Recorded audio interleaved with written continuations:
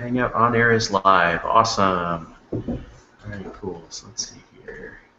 Let's start this thing out. So, hey, welcome everybody to our Lean Lunch, our weekly discussion with various VIPs in the enterprise lean startup space.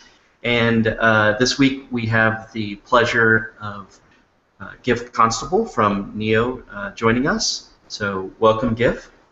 Thank you. And before we dive into our incredible interview with Giff, wanted to just let you guys know a little bit of... Oh, I'm echoey. Hey, somebody's playing the video. Wanted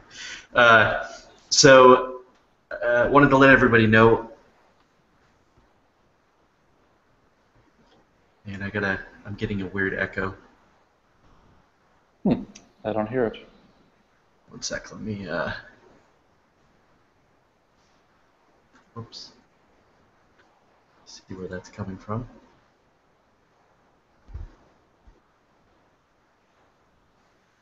Oh, you know what? You guys can't hear it because it's my my computer doing it. I had the live stream going somewhere. There we go. All right, sorry everybody. I'm done being insane. I fixed the problem. Now I stop hearing my own voice. All right, cool. So back on this. So we've got a couple events that are coming up. You guys can always check out our upcoming events at movestheneedle.com/events. But next week we'll actually be out in Atlanta doing a couple client engagements, but out there all week. So if anybody wants to meet up or has a get together that they're hosting, we'd love to join you, learn from you, meet some new folks. So connect with us there. Also, Brant is actually getting ready to do a probably half-world tour off to Australia, New Zealand, and a bunch of European spots. So wanted to actually give Brant just a minute to talk a little bit about his trip and spots where you might be able to connect with him over the next couple of weeks. Yeah, sure. Thanks, Aaron. So Monday I fly off to New Zealand, and I'll spend the first week in Auckland and Wellington. And so there's going to be some open public events in both those cities. And then I'm off to Melbourne for Agile Australia 2014, the theme of which is embracing disruption. So pretty excited about the talk there. And there's also going to be a couple of enterprise workshops that I'm going to be doing both in Melbourne and Sydney. All of the details of the public events and the workshops can be found on the address that Aaron just gave, so movestheneedle.com/events, and then those will have links to where you can find me during the next couple of weeks. And then in July, I'm going to be in Luxembourg at the ICE conference, which is about customer experience.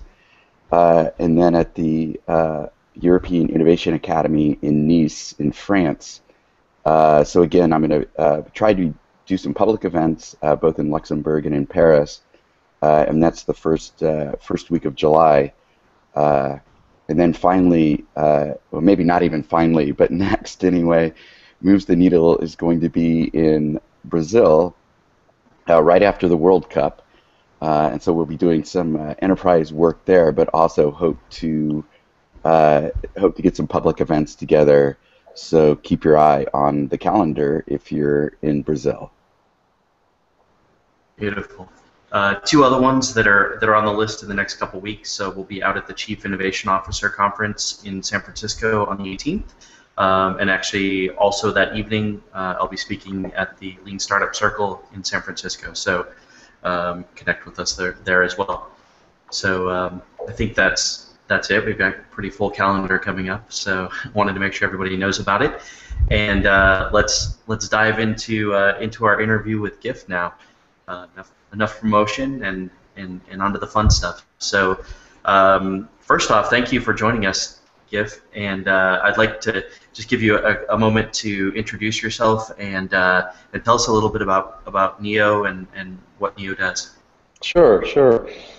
You know, my background is lots of startups. I've done 6 over the years, between ones that I founded or ones that either bought mine or that I joined to help build. it was during one of those experiences, sort of a 4-year arc, where we had 2 incredible years and then 2 very difficult years, that I went looking for a better way to do entrepreneurship, and sort of came across 4 Steps to the Epiphany, and was like, wow, this nothing had really resonated with me as a thought piece like that since Crossing the Chasm, which I read probably in '94 when I first entered tech, and even though even though I thought, you know, Brant and Patrick ended up writing a much better a filter of that book for the world, I thought it was really quite impactful on me. And then I saw what Eric was putting together, and I got into the movement. I did a startup in 2010 where I really tried to put these things into practice, and got very involved in the community. I co-lead the Lean meetup. We call it Lean Lessons Learned in New York, which has about 5,000 members. We have a lot of great speakers. And these days I'm running Neo, and Neo is a 100-person consulting shop. You could think of us like a product innovation consulting shop. We're in 7 offices around the world. We're actually owned by Digital Garage, which was founded by Joey Ito, who now leads the MIT Media Lab, and Ian McFarland, and Eric Ries is actually the general partner of the firm. And we work with a mixture of governments, large companies, and startups to create and ship things in the world. And what we try to do is just focus on being the best business partner. Neo kind of came about because the team was fed up of the software world putting things out that no one cared about. And sort of asking that question, how the hell do we change that dynamic? And so we both try to work these issues. We're constantly challenging ourselves. We're constantly learning. And we try to teach at the same time. And so we could certainly talk about some of our projects, but that's a little bit of an overview of both myself and the company. That's awesome. Thanks. Yeah. So let's actually dive into the projects. Are there any recent exciting ones that would be cool to talk about? The most fun one to talk about. I mean, there's a mixture of kind of like raw innovation projects and more kind of production scale. Whenever I talk about lean, I tend to differentiate kind of sustaining innovation work from disruptive innovation work. Mm-hmm. I think the principles of lean startup can apply to both, but the tactics really vary a great deal between those two things. One that did that full arc was a recent project with Time Incorporated and with Cooking Light magazine. I think Time is going public on Monday, actually. They're being spun out of Time Warner. They're a large business, right? They've had a very successful business over time, but the print and publishing world is under a huge amount of pressure. And their revenues have been declining, and they still have these incredible brands and these incredible fan bases, but they've been asking themselves, how do we need to reinvent ourselves? And one of the questions that they came to us about was, for a particular magazine, was called Cooking Light magazine, which has about 2 million print subscribers in the US and probably the same amount who follow them online. And can we create something with this asset that isn't reliant on advertising but is directly monetized by consumers? And you know, we looked at the space, we studied consumer behavior a little bit. We had this moment, actually, with the editor of Cooking Light magazine where he realized, he sort of made this statement that even though recipes have been totally commoditized on the web, the thing that people do pay for is diets. They pay for weight loss. It's something that they really, really want to achieve, and they're willing to spend money on it. And so we asked the question, what if we actually took the recipes, which are dietitian approved and test kitchen tested, you know, they're really delicious, and said, we'll create a meal plan for you that we know your calorie goals, we know your food preferences, and we're going to create this amazing experience. And you could be on a diet and still cook, right? That was one of the key hooks. Is that a good idea? I don't know. Is it a good idea? Let's go see if that's a good idea. So we run through kind of an 8-week validation process where every week we do. It's almost like a VC board meeting. Are we going to kill this thing? Are we going to pivot this idea? Are we going to continue with where we're at? And we started out with a mixture of kind of classic market research, did some competitive analysis, did some market sizing stuff. We did a little survey about people's, I don't believe in subjective information for surveys, but very objective information about specific diets that people have been on. We did some qualitative research, studying people's behavior, and then we put up a landing page test. And we ABC tested. We kind of said, what if your diet could look like this? And it had, instead of frozen food, it had these like lasagna and like incredible comfort food with these beautiful pictures and some value prop. And then we ABC tested 3 prices. And we drove traffic through it, through Cooking Light's kind of Twitter feed and Facebook feed. That's one of the advantages we had, is they had kind of some megaphones we could piggyback off. Mm-hmm. And we got incredible conversion rates.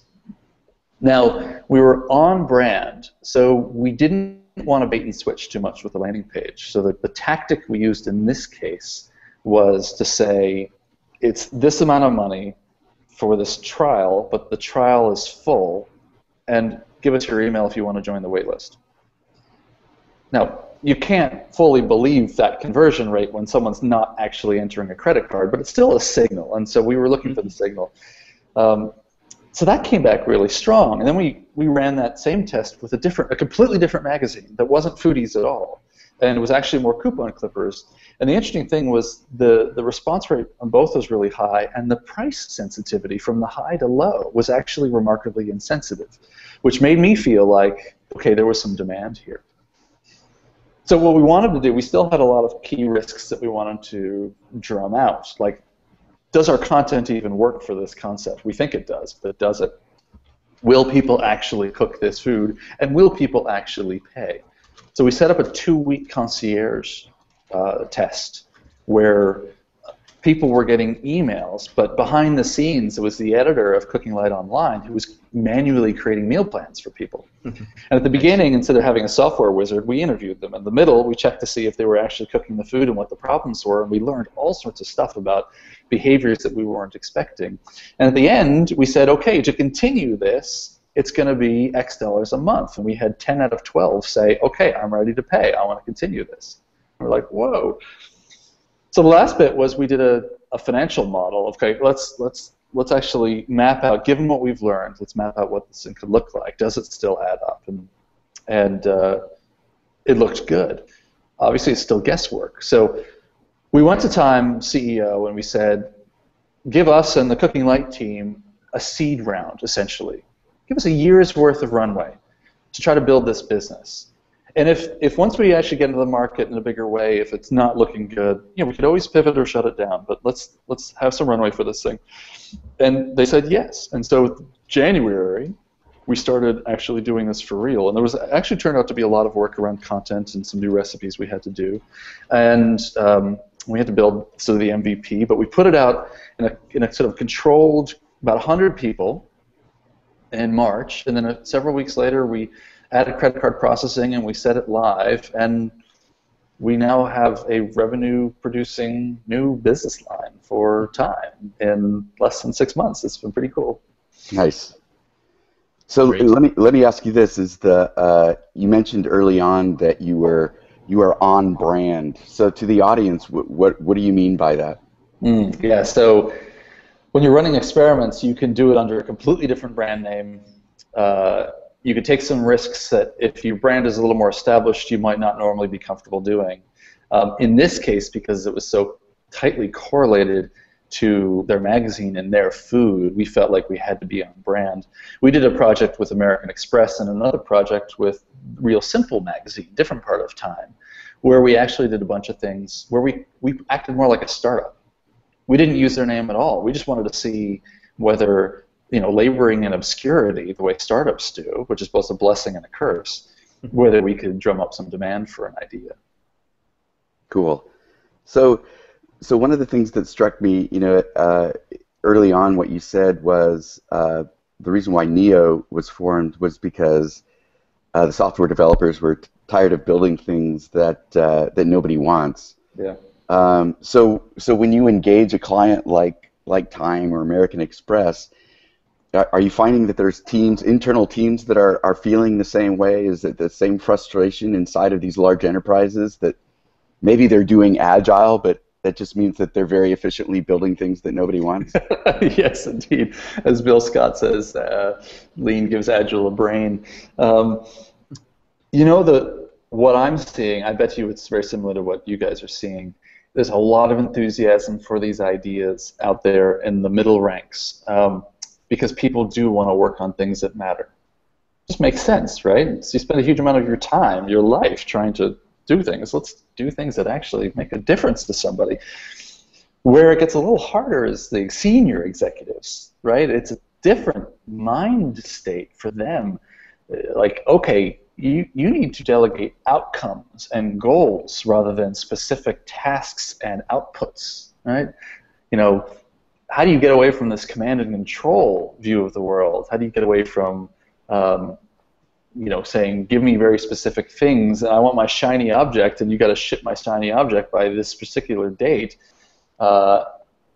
to a mode where you say, we're going to be disciplined, we're going to go for results, but we also accept that we're not going to live in fantasy land about this. And by the way, we might fail somewhat as we go along. Whoa, that's a concept that's a little hard for a lot of companies. Yes, we actually find that some of these organizations will use the lean startup methods in order to invalidate the mandated projects that are, you know, sort of orchestrated down from NIE, and you know they're doing it for real, and they're not trying to invalidate it, but it's a great way to save, and we've shown some pretty amazing ROI when you can save millions of dollars by demonstrating that there isn't the demand for this great idea that, you know, that came from the top. So one of the key things, you just hit on a really important point, as some executives, senior executives, get that money they don't spend on a bad idea is also a win. Right.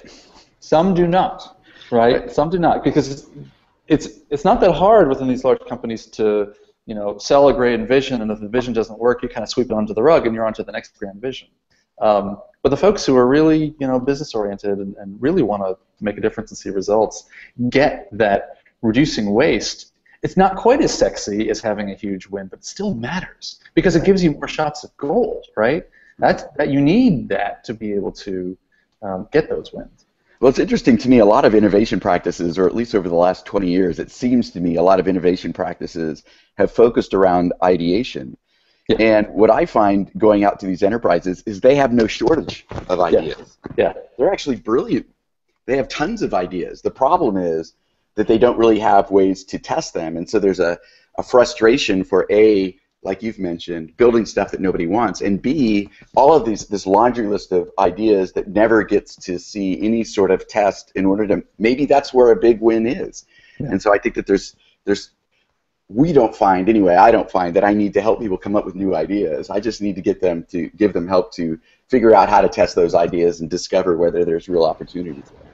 We do see some folks where there, again, the separation of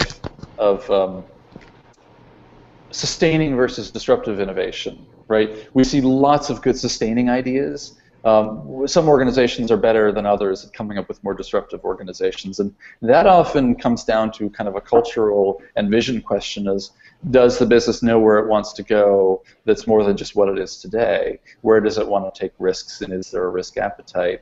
But yes, I've definitely seen organizations that are they're awash with ideas, and then they go and they hire these consulting firms to give them more ideas. It's like, wait, go do something. I was at a company, I visited these facilities at a company where I call it innovation theater, right? They poured all this money into the most gorgeous spot to do innovation, right? And okay, I get that how you work is important. You know, you gotta get away from the cubicles and see these soul-killing work environments. But at the same time, I just looked at this and I went, God, the money they poured into this building and this fancy table and these fancy screens, right? If I just put those towards projects, yeah, what could they have done? I don't know if they could have gotten the budget like they got the budget for the building. I don't know if they could have gotten the budget for the projects. That's the depressing thing. I like to joke about the old IBM commercial where the two guys walk into a gymnasium and the lights are all dim and all of the employees, hundreds of employees, are actually lying on the gymnasium floor. It looks like a kindergarten nap session. They're all lying down with towels behind their heads and their eyes are closed. And the one guy turns to the other guy, what is going on here? What are these guys are doing? And the other guy says, yeah, they're ideating. Yeah. So that's, not sure that's the best way to spend money, but yeah. I'm curious about some of the things you were just talking about. Being a C-level executive yourself, how do some of those things end up playing out when you're trying to convince these companies or these senior leaders that hey, you need to measure this differently or you need to behave differently in order for this project to be successful? What are some of the things that you run into there? Is it an easy conversation, a difficult one? What does it look like? I can tell you from our perspective, our best clients tend to be ones who've been burned before. For someone who's brand new to doing software, and they haven't realized that you would treat software in a different way from doing retail or doing clothing or doing hardware, they want to apply their old lessons. But things that are digital and can be much more iterative and much more continuous have a different shape. So folks that have been burned before are willing to try new ideas. The other thing we see is often that it's folks that are new to an organization, and they were brought in to shake things up, and they're willing to take some arrows in their back to make a difference. But it's not just those people. I think in every organization there's folks who are passionate and want to do more. They want their company to succeed. They want their company to grow. So it is a mindset thing. What I have found is that the old adage, you can lead a horse to water, but you can't make them drink, is extraordinarily true in this space. You have to want to drink. Mm-hmm. If you want to drink, then if you want to try something new, it's not the teams that have a problem with this again. I mean, you get the occasional person who's like, whoa, this is scary, this isn't how I do work, but usually this is so empowering to teams. It takes them from order takers to actual creative people. Mm-hmm. But yeah, so partially it's executives, partially it's the budgeting process. That's another huge problem I see in these large organizations. The way they budget for projects is so limiting. It allows for no flexibility. You want to be able to try things and then scale them up or scale them down without this fear that, oh, you can't get that money, or if you give up the money, you'll never get the money again, right? So you see this dynamic within corporations where, divisions race to spend money at the end of the year so they can have the same budget next year, right? And so companies need to rethink how they apply budgeting, especially to things around new products and innovation. Legal gets in the way too, right? How you think about open source, how you thinking about the stacks you work with, the tools, the vendors you might work with. Procurement and legal departments are really in the dark ages in a lot of places. And they're over-optimizing for risk, and then they just shoot growth in the foot. Well, so when you ask the Time CEO, fund me, give me some seed funding. You're using startup investing lingo there. Was that a new concept to him? I mean, did he feel like that was like a different way to approach him than maybe what the typical SVPs might do with their projections with massive ROI on a multi-million-dollar project? Yeah. Well, in his particular case, right, he was brought in to shake it up and take the thing public, right? And this is the guy. I mean, he was the CFO of the company at one point in time, so he gets numbers of very large companies very deeply. But he helped create HBO. I mean, this guy has done major new initiatives before, and I was starting to see this phrase in the organization, like, what would Joe do, right? Like the old way was to play it safe, right? No, Joe's like, go get it done. I was speaking to someone else at a different company where there was a very senior person who was an ex-lawyer. And lawyers are very useful, but lawyers tend to focus on risk rather than opportunity. And the modus operandi was no, no, no. Here's all the reasons why we can't do that. Here's all the reasons why it's scary. Without rather thinking creatively around, okay, we get that we have to be careful with risk. We're a big company, right? We have a big brand. We could be a fat target for lawsuits, yes, all those things. But there are still ways to be creative, to be scrappy, and manage risk. And you need to have someone who's willing to think that way. Right. So that's a great lesson for the audience too. And the way Intuit handled their particular legal issues was actually just sort of a reframing. It was a repositioning, and this might be useful for people in the audience when they're talking to any of these operational departments inside their organizations, is to simply ask it in terms of, well, what can get us to yes? Yeah. Right. So try to get them to think about, well, what are the rules that as long as you play by these rules, then the answer is yes. Yeah. And a lot of these people get so used to saying no that they're looking at these things as line items, and they're crossing them out, no, no, no. So what can get us to yes, and see if we can change their thinking that, okay, now I can try to come up with these rules that will benefit the organization. Yeah, totally agree. The other thing that I'm trying to push, and I am seeing more signs of it in places, but I want more people to think about portfolios rather than projects. Venture capitalists, right, know that they're going to have one or two every 10, one or two big wins, a few middles, and a bunch of failures, right? Big companies don't approach projects that way. Right. And not just outside of the tech world, even some big companies in the tech world, right? If you're on a project that fails, your career is in trouble. And so you start seeing in these companies that no one wants to take any risks anymore because they're terrified for their career. Or they just leave the company and they go to a startup that's more exciting. So then they have a big talent drain, right? But either way, they lose. And if you could start, if you can combine a rigorous, disciplined process where you're being held accountable to progress and results, that's where the lean stuff really can help, with stage gating your funding and these decision points, and a portfolio approach where you're willing to take multiple shots at things, I think that has a great chance of being successful.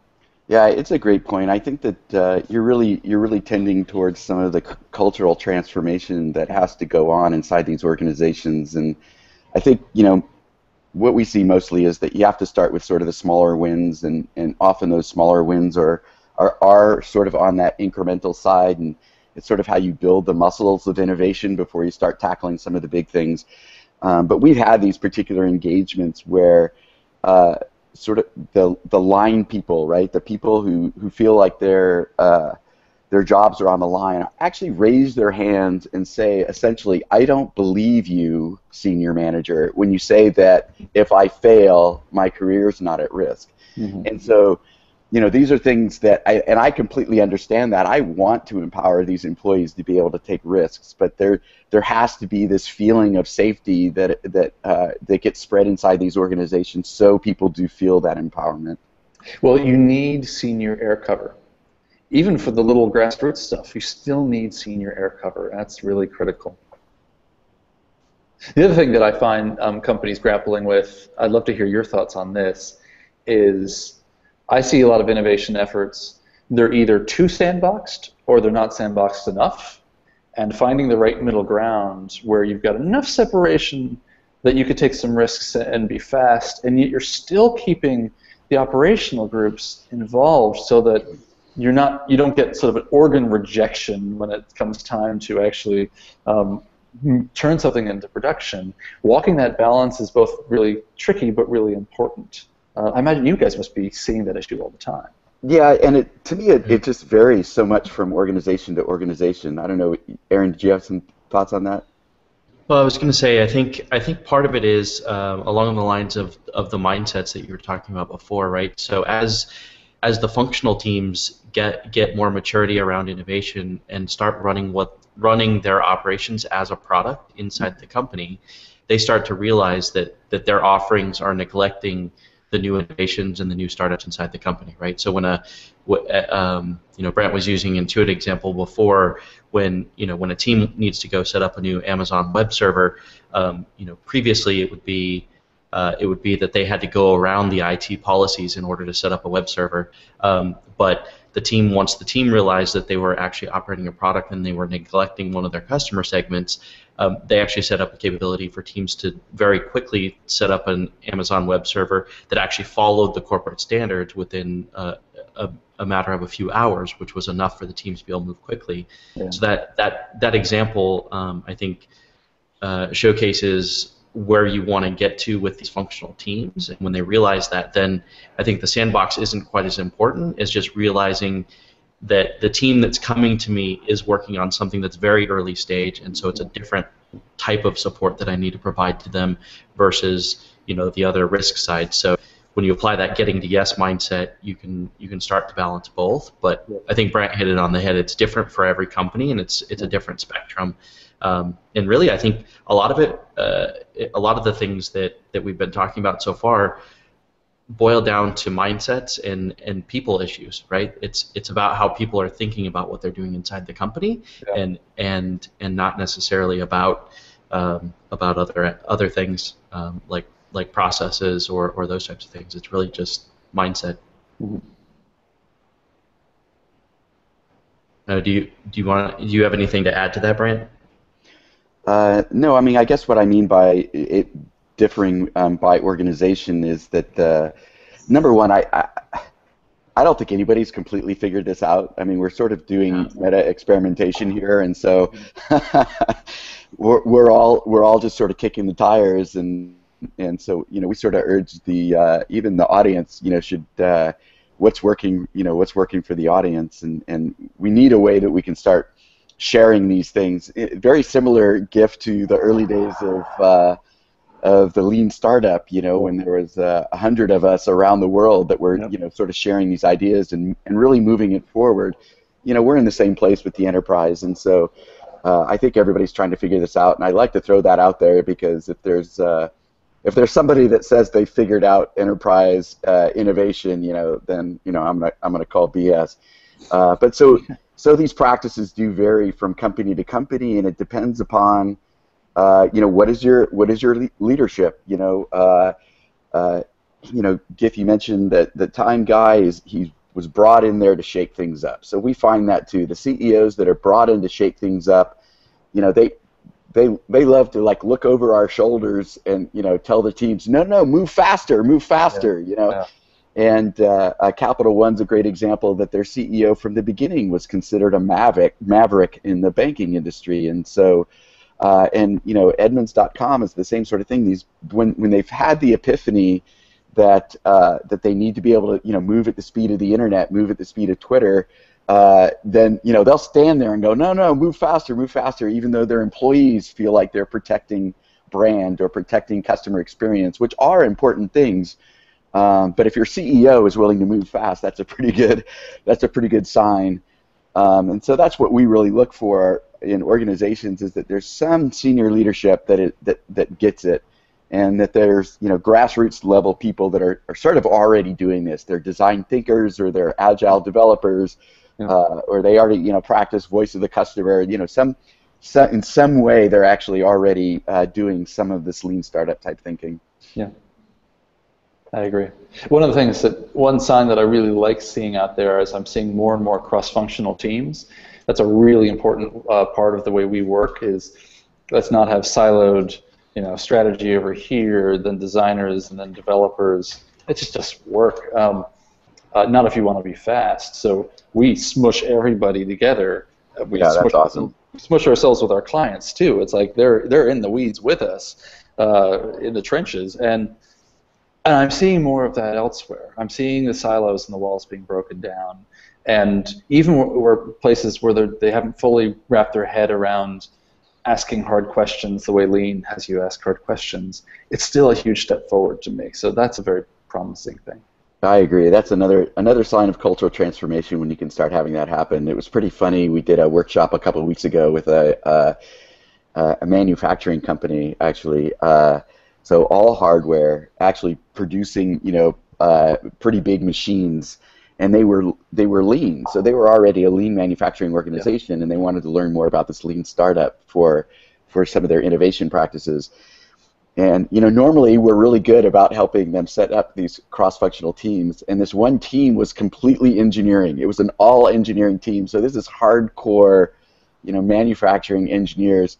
And Aaron and I are just like, oh man, a team full of engineers. And what was awesome is by the end of the workshop, what they had fixed was part of the sales process. So it was really, it actually, even though it wasn't a cross-functional team, it's emblematic of what you get out of cross-functional teams, because if you allow engineers to actually be involved in your sales and marketing processes, guess what? They actually have input that's valid. And so it was a creative member of the team, right? Right, yeah. Exactly right. Exactly right. And so instead of them being siloed, and they started out this way, right? They were assuming that the fix for their particular problem statement was going to be an engineering solution. And so they ran an experiment, and then they said, okay, now we're ready to prototype. What do we do next? And we encouraged them to, well, is this really the problem? Can we investigate this further? And they ran some experiments that actually exposed a problem in the sales process. And so here the team of engineers was actually making significant input into that inside of the house. And so it was a great example of why you want cross-functional teams, because everybody's input is how you discover and validate the whole value stream. Yeah. I remember one of the early, I think, Brent, you and I met for the first time. We were both speaking and mentoring at Trevor's first LSM in New York. I think it's right. We've known each other online before then, but it was one of those early events, and there was someone there who was like, it was an unconference, and he said, "I know lean software really well," and of course I didn't quite click that he was probably going to be talking about the Pop-and-Dick version of it, which has some good things to offer. But so a whole bunch of us went and he started talking about, it was all about throughput, right? It's how fast can we get stories through using lean software techniques. I was like, wait, everybody here is here because we're saying it's not about how quickly can we get whatever we're told to do through the pipe, but is it the right thing that we're putting through the pipe? That's what we actually want to talk about. And if you don't let your engineers ask those questions, you've got a huge amount of brain power that you're just wasting. Right. Yeah. No, it's exactly right. Matter of fact, it was Mary Pop-and-Dick that had a great quote at actually a lean software systems conference that I spoke at, where she said, engineers are trained to engineer solutions. And really, to only engineer a solution, they have to understand the problem deeply. Yeah. And if they're just simply writing to a specification that somebody else creates, they're already at least one hop away from the problem. Yeah. Yeah. Again, this comes back down to one of the hardest things for executives and product managers to do, and something I'm constantly working on myself to do, and I fail sometimes, is to set goals and outcomes rather than specifics. You don't give someone a feature, you give them a goal, and you let them figure out the feature, let them figure out the solution. If you can have managers that are willing to do that and raise the creativity and empower their teams and put more responsibility in their teams, yes, add some discipline, right? Add some metrics that you want to, key things that you want to hit that you could track towards. It isn't just, la-la land free-for-all, but if you're willing to do that, it can lift the whole thing. Right. Yep. It actually ends up being, you talked about before about the empowerment of the employees and the teams that are actually applying these processes, but applying these for the leadership can be just as empowering, right? Not having to make the decision about should this button be green or blue, but being able to say, go get the answer from the customer, right? And it frees you up to be able to focus on more important things, like setting those clear visions for the teams and like making sure that they're applying the processes rigorously and getting the answers in the right ways, and not having to be down in the weeds around, the size of the button. So Giff, one of the things that we hear most often is sort of this how do we get started type of question, and so I thought you might be able to, in your experience, what some of your clients do. So pre being able to have a project that's ready for Neo or maybe can't isn't ready yet or doesn't have the budget to bring in moves the needle. Maybe you've got an agile project manager or a product manager or an engineering lead, and they want to start applying these principles, and they want to actually start training their leaders so that these type of things can maybe get funded in the future. I mean, how did some of your clients get started? Other than top down, do you have any recommendations for sort of the people on the line that might be on this call, how they might get started inside their organization? I mean, you can read as many books as you want, but you only really get good at this stuff by doing it, because everybody sucks at it at the beginning. Everybody does. So much of what's behind these concepts, the way you're challenging yourself, you're being ruthless with your ideas, goes against human psychology.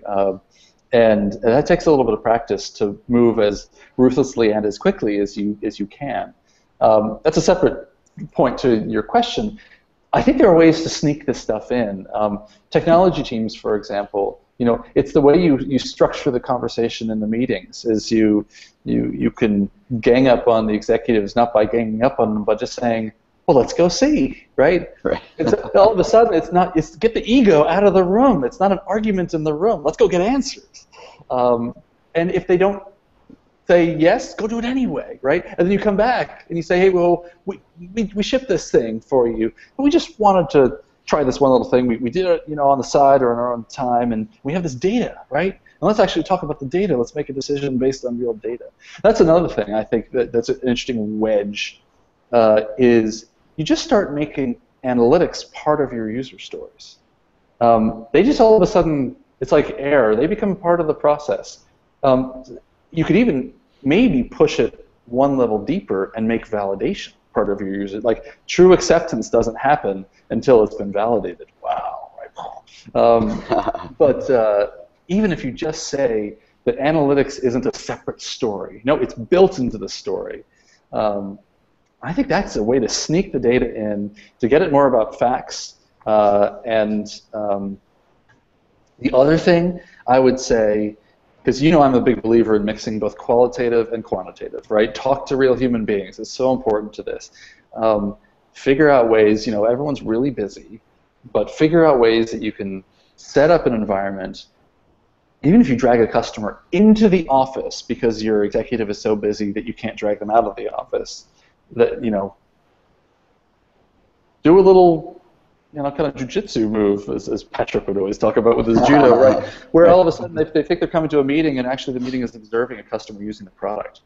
And actually now they're forced to get out of their own head and really think about the customer. I think there's little tactics like that can start to shift the mindset of people.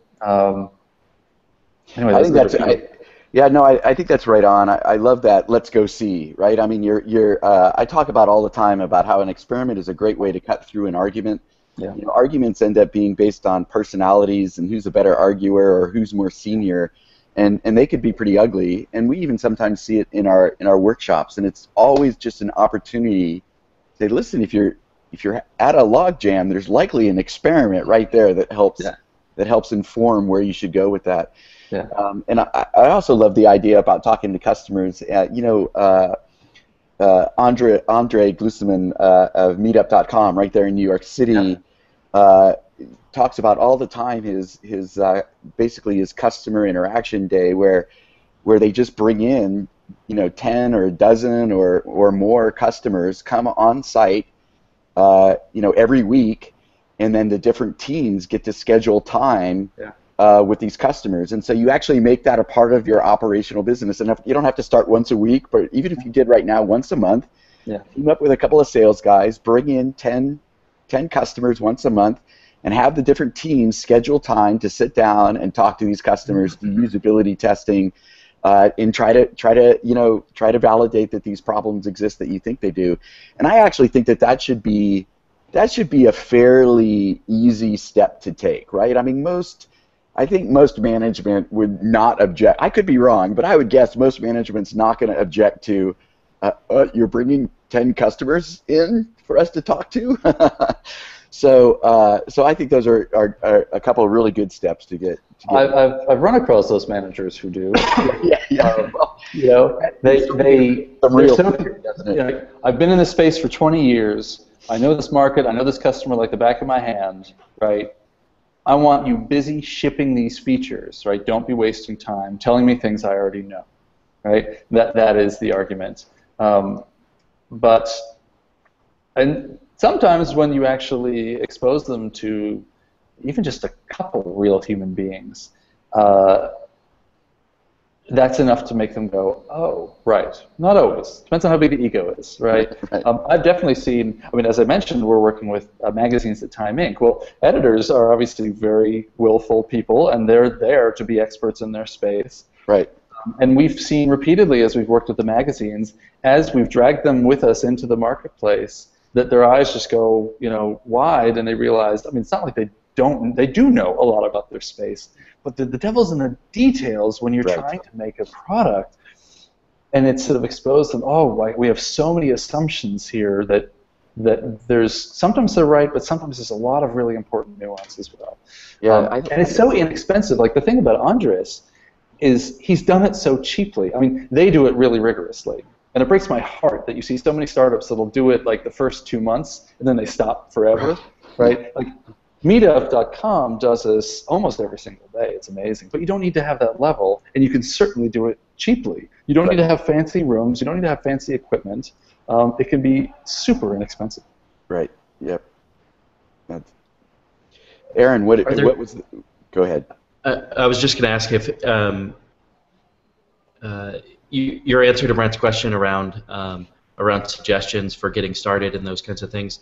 A lot of it was suggestions that the individual teams can do. Do you have any suggestions for the senior leaders that might help them with getting started? Maybe they're excited about this, but they're having trouble getting their teams rolling on it.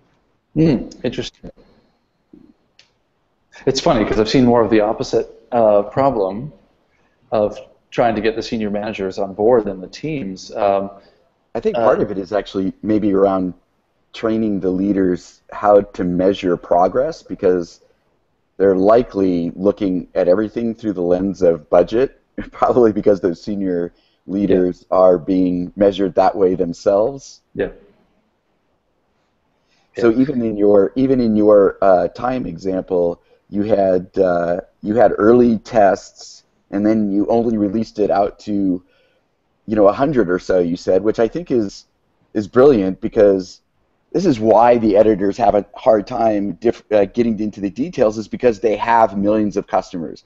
And so it's hard to get these enterprise senior leaders to re-segment and go back and like, who are our early adopters for this initiative, and not think about their millions of users as this homogeneous unit, as opposed to this, maybe where we can test a value proposition. So that might be another thing that you've actually already done, is getting them to focus more on these early on. Who are our early adopters?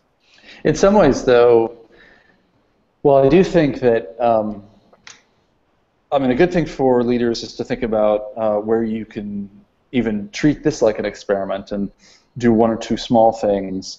Going back to Andres, right? Andres transformed all of Meetup, but he started as a wild man in the desert with a tiny little team running these experiments, and then he got some wins, and everyone was like, oh, I want to copy that, and then it started to spread. We've seen the same thing within Time Inc. Other teams that haven't worked directly with us coming and saying, oh, let me steal these ideas because I see your speed and your energy and your results, and I want to copy that. I do think, though, that executives have to think about just being careful not to go halfway. In the software world, I see teams get stuck between waterfall and agile, right? It's, the engineers are working agile, but the entire rest of the business is waterfall, and we're going to say you're flexible on your stories, but we've got a fixed date we have to go after, and no matter how many times I change your stories, that date isn't moving. And it's this terrible no man's land between waterfall and agile. And frankly, you're better off being waterfall or agile than being stuck in the middle, because you're just going to burn out your teams and you're going to kill them. And being careful not to send mixed messages. You talked a little bit before, Brant, about how do you make people believe that it's okay for them to fail. And the key thing is to say that small failures are okay, right? Failures that we learn from are okay. Waste and stupid failures, things that we don't learn from, things that are bigger than they needed to be, no, that's not okay. And set those parameters. But building trust is important. Those are great suggestions. Awesome. Yeah, so I think that's actually a perfect place for us to stop. We've got just a couple minutes left, and so I think we should wrap it up there. But for folks that are interested in learning more about what you guys are doing or connecting with you, what are the best ways for them to do that? Well, one is you can just email me. I'm Giff, Giff, @neo.com. Or you can go to our website, neo.com, and look up the contact information, and you send a note and you say, hey, I want to talk to Giff, it'll get to me. Yeah. Beautiful. Anything else you want to add or throw in, Brant, before we wrap up? Oh, I just wanted to thank Giff for joining. And Giff, it was good to see you and good to chat with you. Hopefully I'll be out in New York City soon and we can catch up. I appreciate you jumping on the call, jumping into lunch. I'm big fans of what you guys are doing. It moves the needle. I'm jealous of your trip to Australia and New Zealand. And, it was. Thanks for having me on. All right, great. Thanks. Thanks so much for your time. All right, we'll care. Talk to you soon. All right, thanks.